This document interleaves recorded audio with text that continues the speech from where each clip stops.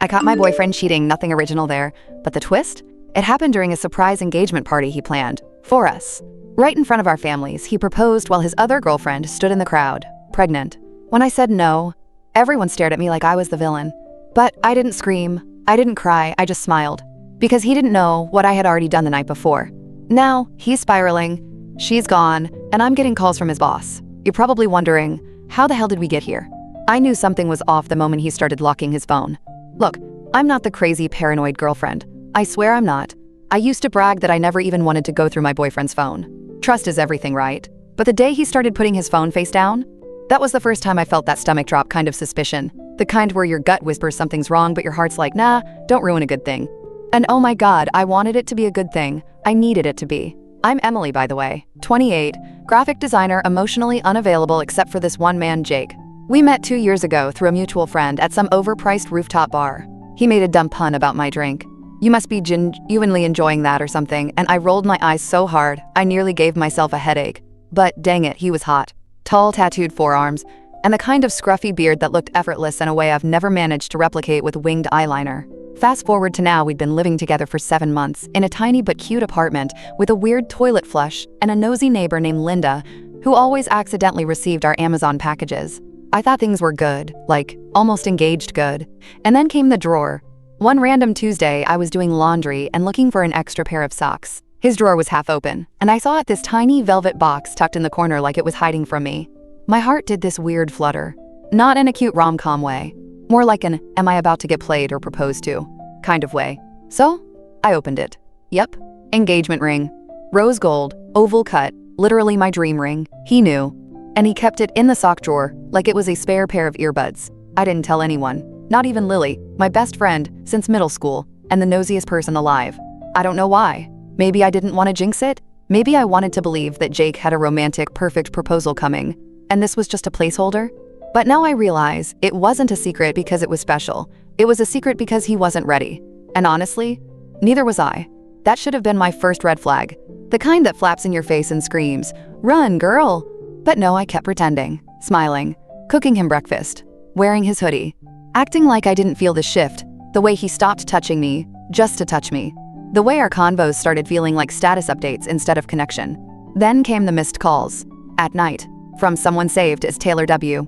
I'll be real with you. I spiraled, I Googled, I stalked. I pulled up her IG and stared at her filtered beach selfies like they held answers. She was pretty.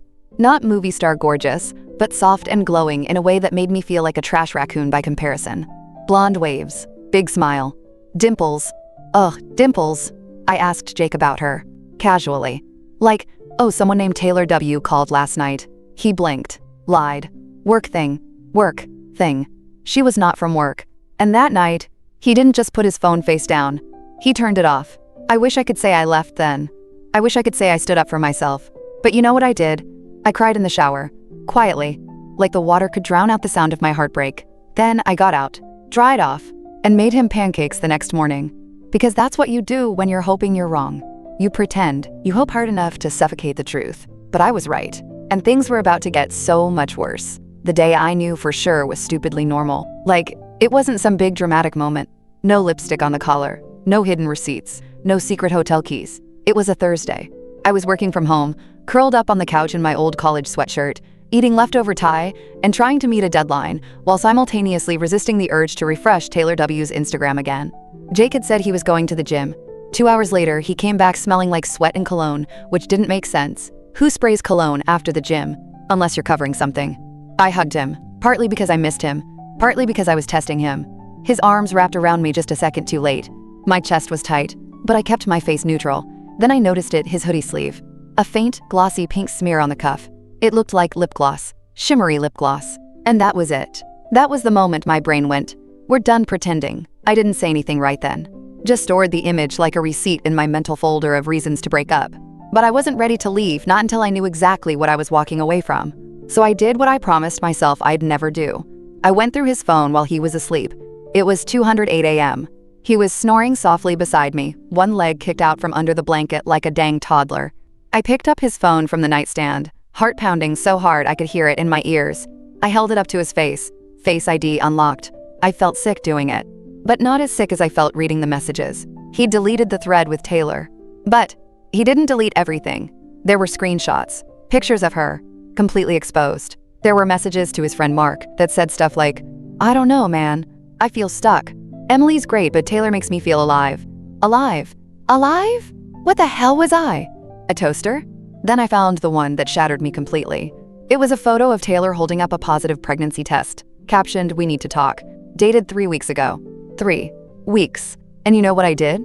I sat there, in the dark, with his phone glowing in my hand and the lump in my throat big enough to choke on. I wanted to scream. Wake him up, smash his phone, throw his dumb gym bag out the window. I wanted to cry and hit and throw up all at once, but I didn't. I put the phone back, got out of bed, went into the bathroom, shut the door, and I laughed, like hysterically laughed, because suddenly it all made sense. The weird mood swings, the shady phone calls, the distance, the rushed gym trips. He wasn't just cheating. He was building another life, with a baby, with her. That was when I decided I wasn't going to fall apart. I was going to fall forward. I was going to play dumb, smile, wait, gather everything. Because if he thought he could humiliate me in private, I was going to destroy him in public. And he wouldn't see it coming. So yeah, I didn't sleep that night. I laid in bed beside Jake, watching the rise and fall of his chest, like he was some science experiment gone wrong. This man had the nerve to snore next to me like he wasn't secretly playing house with another woman, like he hadn't knocked her up while planning to put a ring on my finger. And me? I had a mental Pinterest board of revenge already forming. The next morning I acted normal. I made coffee, kissed him on the cheek, even offered to pick up groceries. He smiled, told me I was the best, and left for work like he wasn't a lying garbage fire in designer sneakers. The second the door closed, I got to work. I opened my laptop and typed in Taylor W's full name. Thank you, Instagram. Her account was private now, but I remembered enough to dig further. Google, Facebook, LinkedIn. I went full FBI. Took me 15 minutes to find her baby registry. A freaking baby registry. She had a list on some baby site diapers, onesies, a stroller that cost more than my rent. But what gutted me wasn't the list itself. It was the due date. She was 4 months along. That meant he'd been cheating for at least that long. Probably longer. I felt like I was suffocating under facts I didn't ask for. There were even cutesy little messages from friends like, "So excited for you and Jake," with heart emojis. Yeah, Jake. Not a coincidence. So now it was confirmed he wasn't just cheating, he was claiming her. Publicly. Intentionally. My vision blurred. I couldn't eat. Couldn't focus. I just sat there at the kitchen table in my robe, scrolling through that registry like it was a horror novel. My heart was pounding. My hands were shaking. But I wasn't crying. No. I was planning. I texted Lily, "We need to talk. Urgent. Can you come over? Lily, be there in 20. Are you okay? Me, no. Bring wine." She showed up 15 minutes later in leggings and a messy bun, looking ready to fight someone. I didn't even say hello, just handed her my phone and pointed to the screen. She scrolled, blinked, said nothing for a full 30 seconds. Then she whispered, "Of course it's her." I nodded. He got her pregnant 4 months ago, while we were apartment hunting together. Lily was silent for another beat. Then she slammed her wine bottle down on the counter, like a judge delivering a verdict. "Okay, we're burning him to the ground." And just like that, I had my co-conspirator. We spent the next 3 hours making a list, not of revenge fantasies. Well, okay, a few but of things we needed to know. Dates, details, screenshots, proof. I created a Google Drive folder titled, "For When He Lies." Because, he would lie. I downloaded every photo, every message, every screenshot from his phone that I could remember. I screen recorded the baby registry. I bookmarked Taylor's socials. I even took a photo of the ring in his drawer, just for fun. Because if he was going to embarrass me, I was going to outmaneuver him like a dang chess grandmaster. I wasn't sure how yet, but the pieces were moving, and the endgame was going to be public. I just didn't know it would come sooner than I thought. Because that night, Jake came home with dinner. And a question. He walked in with takeout, and this smug, boyish grin that used to make me melt. Now it just made my skin crawl. "Got your favorite," he said, holding up the paper bag like a trophy. "Chicken tikka masala, extra naan. Figured we could do a little date night." I stared at him. This man, my boyfriend's soon-to-be fiancé, supposedly who was living a double life and bringing me naan like that would fix it. I forced a smile. "Aw, that's sweet." He kissed me on the forehead, and I resisted the urge to wipe it off. As we ate, he made small talk office drama, some dumb podcast, Mark's new car. I nodded, threw in the occasional wow or, "That's wild." But inside, I was counting every second until I could get away from the sound of his voice. And then, somewhere between bites of rice and naan, he looked up and said it. "So, I was thinking we should do something with both our families. Like dinner or something. I wanna Talk to them. My stomach dropped. Play dumb. Play dumber. Talk to them. About what? He gave me that same guilty-laced grin I'd seen when he deleted texts too slow. I mean, it's no secret where this is heading, right? He winked. I swear I blacked out for a second. My ears were ringing. But I kept my tone light, like we were just talking about weather or what movie to watch. Wow. Are you planning something? He laughed nervously. Not saying that. Just maybe don't make plans for Saturday? Saturday. The ring. The families. The setup. I had 5 days. My heart was racing, but I smiled through it. That's exciting, I said, like I didn't know he was about to propose to me while another woman carried his child. Like I wasn't already plotting my entire emotional exit strategy. That night, I couldn't sleep again. Not from heartbreak this time, but from adrenaline. I kept replaying it in my head. A proposal. A party. Our families.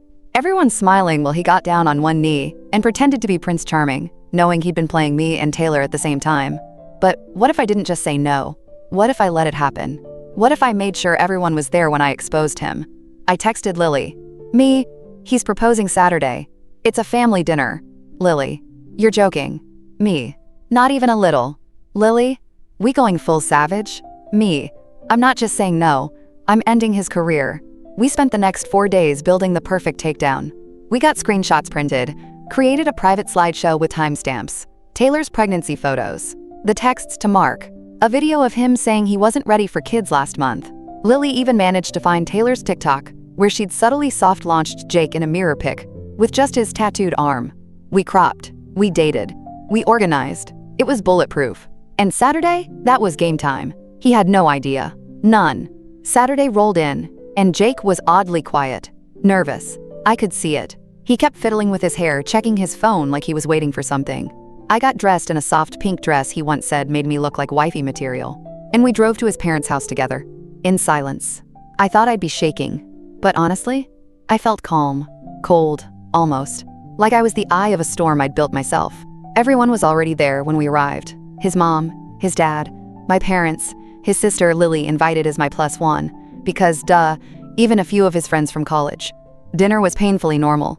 Polite laughter, passing plates, small talk, until Jake stood up, cleared his throat, took my hand, and said, "I have something I want to ask Emily." You could hear the forks clink against plates when he said it. Everyone turned. My mom gasped. His sister's hand flew to her mouth. "Lily?" She stared directly at me with this look that said, "You ready?" Jake got down on one knee. He pulled out the ring, the one I found in his sock drawer, and held it up with shaky hands and that same charming-ass smile that had worked on me 2 years ago. "Emily," he began, voice trembling in that I'm being vulnerable for points away. "You are the love of my life, my best friend, the person I want to grow old with. Will you marry me?" Gasps. Applause. His mom was already crying. I looked around the room. My dad was smiling proudly. His dad raised a glass. My mom looked ready to plan the wedding on the spot. Lily had her phone in her lap, already recording. I turned to Jake. I smiled. And I said, clear and steady, no silence. Like real silence. You could hear the wine breathing in the glass. Jake blinked. Wait. What? I stood up slowly, hands folded in front of me like a kindergarten teacher about to deliver bad news. I said no. I'm not marrying you, Jake. His face crumpled in that confused, wounded man expression they use when they get caught and still think they can lie their way out of it. What are you talking about? This is us. Why are you saying no? I turned to the room, raising my voice just enough to carry. Because Jake's been cheating on me for at least 4 months. With a woman named Taylor W. who is currently pregnant. 4 months pregnant, to be exact. Boom. Gasps. My mom let out a shocked, "What?" His mom's jaw dropped. His sister froze like a Sims character glitching. "And Jake?" Jake turned gray. "I what?" No, that's not. I cut him off. Don't even try." Lily stood up. "We have receipts." She pulled out a little folder from her bag like a dang PowerPoint presentation. Photos, screenshots, even the baby registry. She handed it to his mom like she was passing out the menu at a restaurant. Jake stammered, This is taken out of context." "Oh? Was the positive pregnancy test out of context?" I snapped. "Or the messages where you told Mark you felt alive with her? Or the TikTok where she soft-launched your tattooed arm?" His friends looked at each other in disbelief. One of them actually whispered, "Bro." His dad stood up, furious. "Jake, tell me this isn't true." Jake was panicking now. His hand still held the ring box, shaking. "She said she was on birth control. This wasn't supposed to happen like this. Emily, I was gonna fix it, I swear." "No," I said calmly. "You were gonna fake it." You were going to marry me while hiding a baby on the side like a goddamn plot twist. His mom looked like she was gonna faint. Lily, ever the MVP, added, we've got screenshots uploaded to a Drive folder if anyone wants the link. Color-coded by category. You're welcome. Jake stood up slowly, still clutching the ring. Please, don't do this here. Not in front of everyone. We can talk, we can fix this. We are doing this here. Because you tried to humiliate me publicly. So now, I'm returning the favor. I turned to his mom. Sorry for ruining dinner. But I figured you deserve to know what kind of man your son really is. Then I looked at my parents. My mom was tearing up, but not out of shame. She looked proud. My dad gave a single, subtle nod. Jake was still trying to speak, but I was already walking out. I didn't run. I didn't cry. I walked out like a queen, leaving a burning palace, and Lily was right behind me, heels clicking like thunder. When we got outside, I finally exhaled. My legs felt like jelly. My hands were shaking. Lily looped her arm through mine. Holy shit, that was better than I even imagined. And then, Jake's phone started blowing up. And one of those calls was from Taylor. We sat in Lily's car for a while, both of us buzzing with leftover adrenaline and disbelief. The night air was cool, and I kept replaying the scene in my head, the silence after I said no, the horror in Jake's eyes, the receipts landing like punches. Honestly, it was better than therapy. But then Jake started calling me. First once, then twice, then 3 times. I turned my phone off. Let him scream into the void, Lily said, tossing me a protein bar. You earned your carbs tonight, babe. But my curiosity had teeth. I needed to know what Taylor knew. Did she think she was his one and only? Did she know about me this whole time and just not care? Or was she getting played just like I had? I needed answers, so I texted her. Me. Hi, Taylor. You don't know me, but I'm Emily, Jake's other girlfriend. I just turned down his proposal tonight. Thought you might want to talk. I didn't expect her to reply. But 3 minutes later, Taylor. Holy shit. Are you free to talk? She sent her number. My stomach flipped. Lily raised her eyebrows. You sure about this? Not even a little, I said, and hit call. She picked up on the second ring. Her voice was cautious, soft. Hey, hi. So, yeah, I'm that Emily. A long pause. Then she exhaled. I knew something was off. I just didn't know it was this bad. We talked for almost an hour. Turns out, she had no clue he was still with me. He told her we'd broken up months ago and we're just roommates now until the lease ends. He said he didn't post about us anymore because I was controlling and jealous, and that he was trying to protect her from the drama. I almost laughed. Classic gaslighting. When I told her about the proposal, the party, the whole performance, she went silent. Then she said, I'm such an idiot. No, you're not, I said, genuinely. You were just trusting someone you thought loved you. Same as me. We sat in that weird, shared silence. I imagined her alone in some apartment, 4 months pregnant, realizing the guy she thought was her future was actually a world-class liar. Then she asked, did you love him? It caught me off guard. I thought I did, I admitted. But now, I think I loved the version of him I built in my head, not the real one. Another pause. Then she said something that kind of broke me. I don't even want the baby anymore. Not if it means he's the father. I didn't know what to say. That wasn't something I could fix. I could ruin Jake's reputation, sure. I could humiliate him in front of our friends, family, everyone. But I couldn't erase the pain she was in, the way he'd wrecked her life too. So I said, the only thing I could.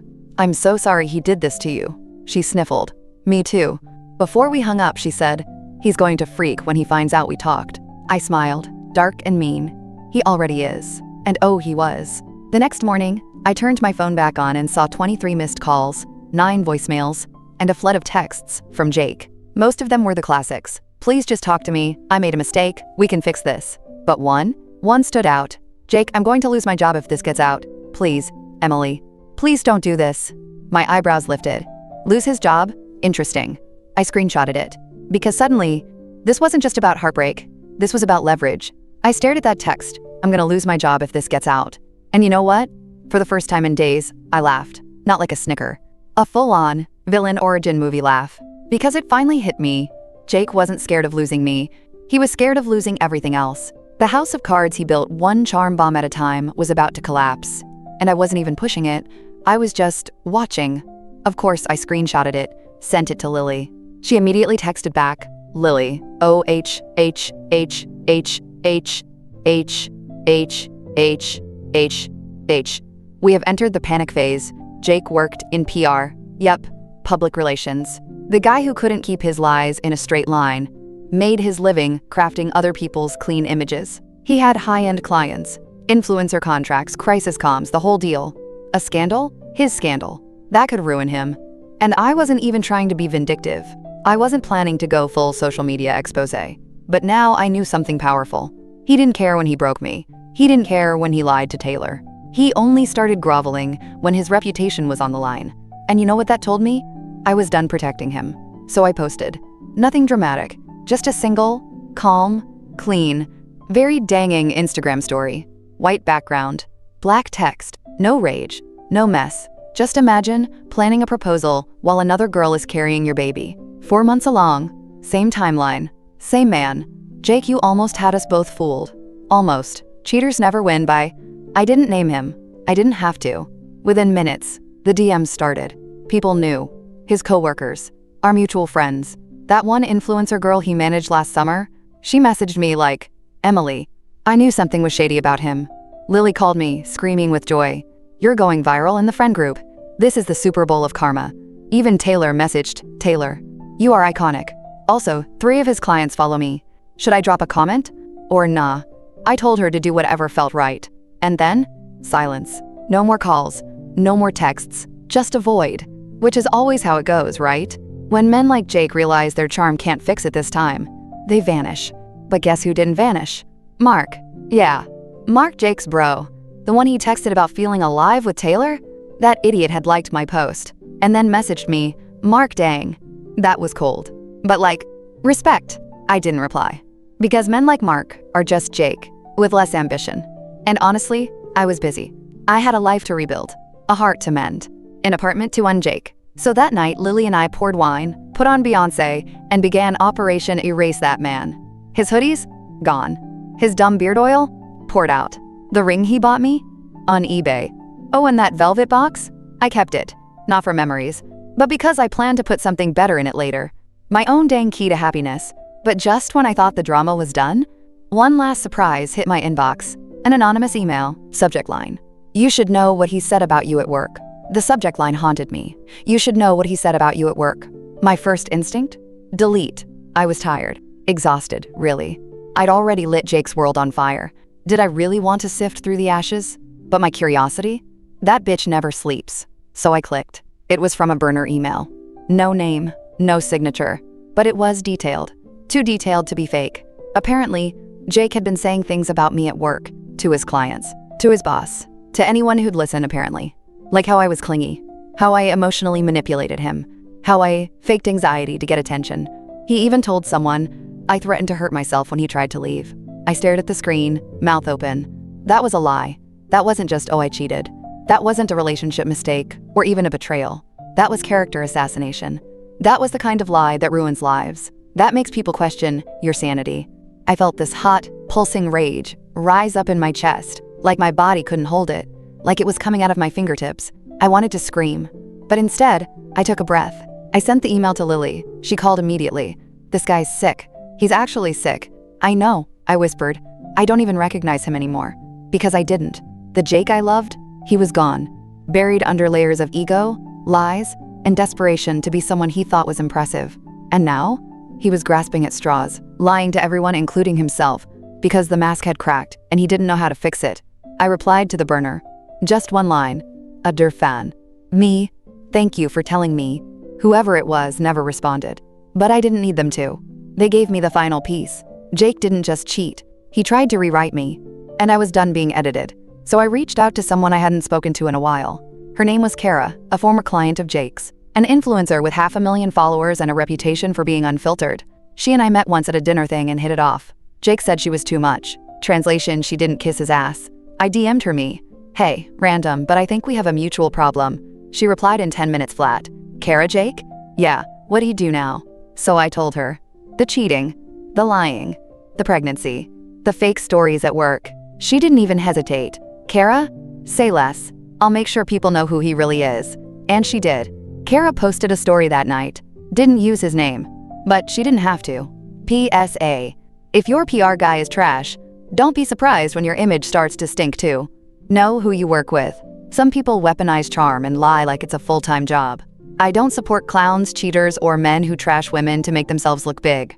The comments exploded. People connected the dots. Clients started dropping him. By the end of the week, Jake was no longer Jake the PR guy. He was Jake, the guy who got exposed by 2 women and lost everything. And me? I was finally free. It didn't bring me peace right away. I still cried, still felt hollow, still questioned my worth in the quiet moments. But one night, Lily and I sat on my couch, both of us wearing face masks and sipping rosé out of coffee mugs, and she said, "You know what I love about you?" "What?" "You could have destroyed him, fully, gone nuclear. But you didn't. You just told the truth. And somehow that was worse for him." I smiled, because she was right. The truth was the worst thing I could have done to Jake, and he earned every dang second of it. You know that weird space after a breakup, where you're not crying every 5 minutes anymore but you're still not okay? That's where I was. Jake had officially been dropped by 2 clients. His agency politely asked him to take an indefinite leave. One of our mutual friends texted me like, "I'm not taking sides, but dang."